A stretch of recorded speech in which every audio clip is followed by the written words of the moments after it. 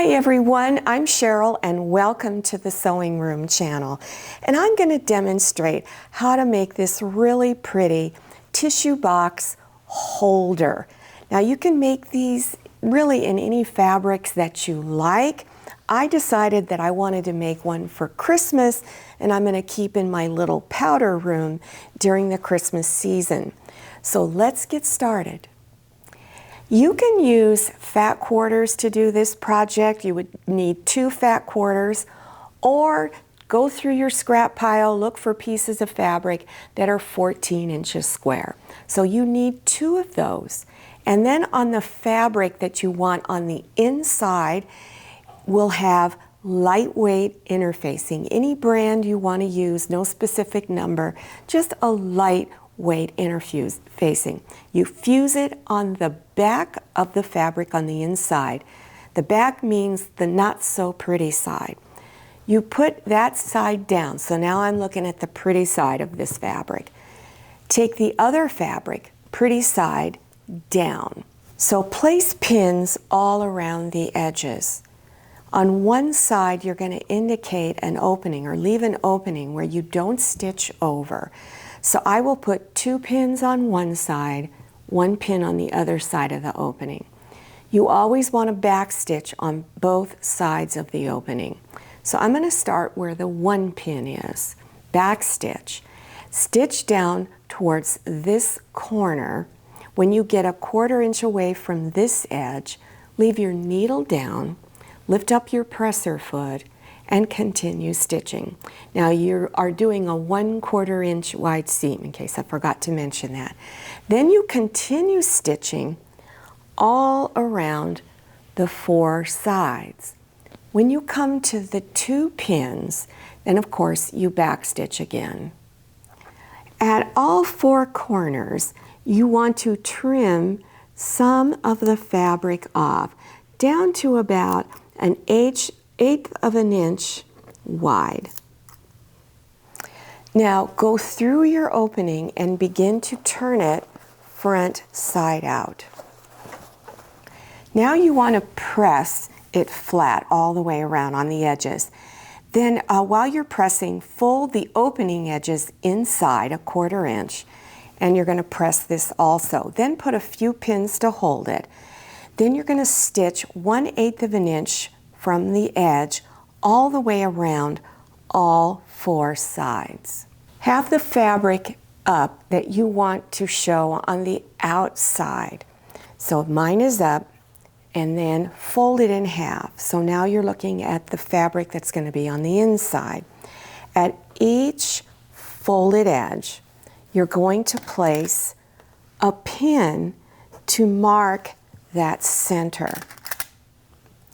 Now take opposite corners of each other and bring them together and fold it to the corner.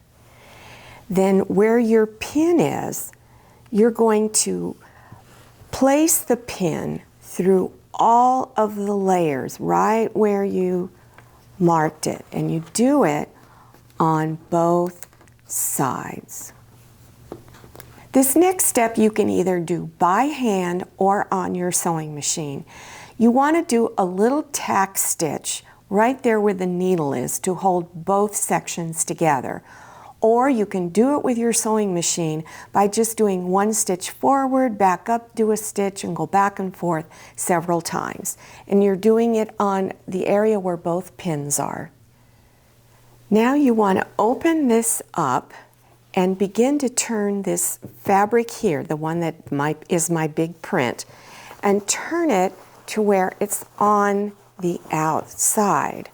Now while you're doing it, you're going to try to give it that square shape.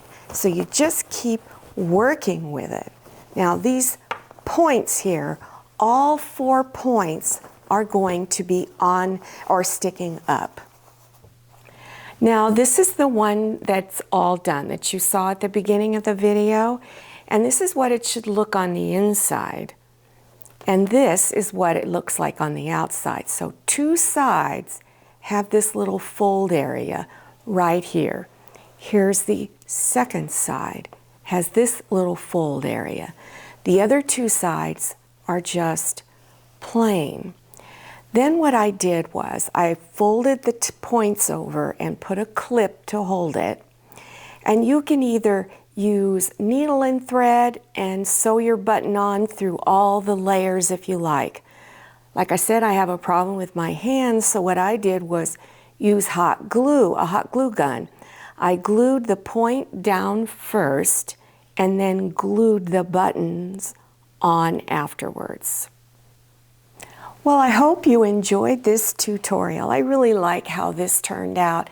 This makes great gifts for any time of the year. Think about making one for Christmas or as Christmas gifts to your family and friends.